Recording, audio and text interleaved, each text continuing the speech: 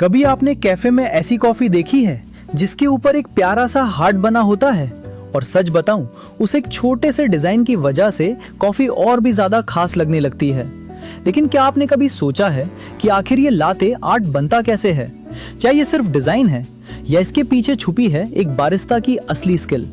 आज की वीडियो में हम लाते आर्ट की पूरी कहानी जानेंगे कि इसकी शुरुआत कहां से हुई, इसे बनाना इतना मुश्किल क्यों होता है और आखिर कैफे वाले इतनी स्मूथ कॉफी कैसे बनाते हैं। नमस्कार दोस्तों, मैं हूं विकास और आप देख रहे हैं कॉफी विद विकास। अगर आपको कॉफी पसंद है या आप कैफे जैसी कॉफी घर पर बनाना चाहते हैं तो आज की वीडियो आपके बहुत काम आने वाली है। तो चलिए शुरू करते हैं। लाते आर्ट आखिर होता क्या है? सीधी भाषा में कहें तो लाते आर्ट वो डिजाइन होता है जो एस्प्रेसो कॉफी के ऊपर मिल्क डालकर बनाया जाता है, जैसे हार्ट, ट्यूलिप, रोजेटा। लेकिन असली बात यह है कि लाटे आर्ट सिर्फ कॉफी को सुंदर बनाने के लिए नहीं होता। ये बताता है कि कॉफी सही बनी है, मिल्क सही तरीके से स्टीम हुआ है और बरिस्ता को अपने काम की अच्छी समझ है। लाटे आर्ट की शुरुआत कहां से हुई? आज से कई साल पहले जब स्पेशलिटी कॉफी कल्चर शुरू हो रहा था, तब अमेरिका के सियाटल शहर में एक बरिस्ता थे, डेविड शोमर। उन्होंने मिल्क को इतना स्मूथ बनाने की टेक्निक निकाली कि कॉफी के ऊपर डिजाइन्स बनना पॉसिबल हो गया। फिर इटली के फेमस बरिस्ता लुइजी लूपी ने इसे दुनिया भर में पॉपुलर बना दिया और धीरे धीरे लाटे आर्ट हर अच्छे कैफे की पहचान बन गया। लाटे आर्ट इतना इंपॉर्टेंट क्यों है?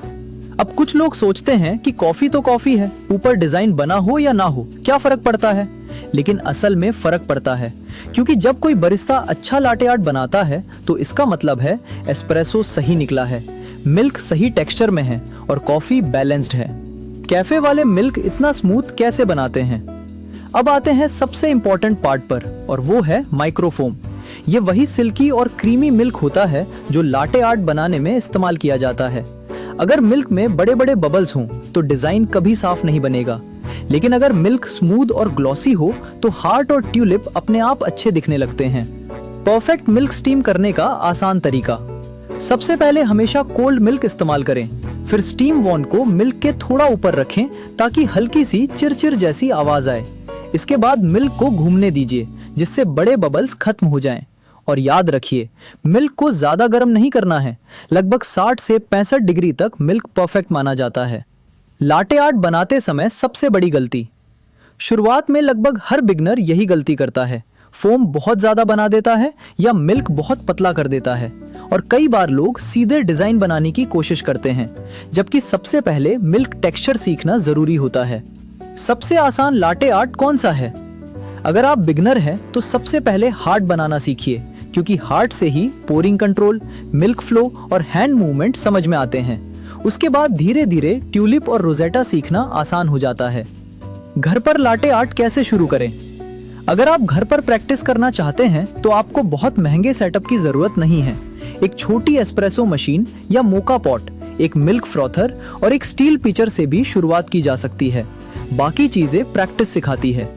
दुनिया भर में लाटे आर्ट कॉम्पिटिशन्स भी होती हैं। सबसे फेमस कंपटीशन है वर्ल्ड लाटे आर्ट चैंपियनशिप, जहां बरिस्ताज इतने अमेजिंग डिजाइन्स बनाते हैं कि देखकर विश्वास करना मुश्किल हो जाता है। तो दोस्तों, लाटे आर्ट सिर्फ कॉफी के ऊपर बना एक डिजाइन नहीं है, ये एक स्किल है जिसमें पेशेंस भी चाहिए, प्रैक्टिस भी और कॉफी की समझ भी। और शायद यही वजह है कि एक अच्छी लाटे आर्ट वाली कॉफी लोगों को हमेशा याद रह जाती है।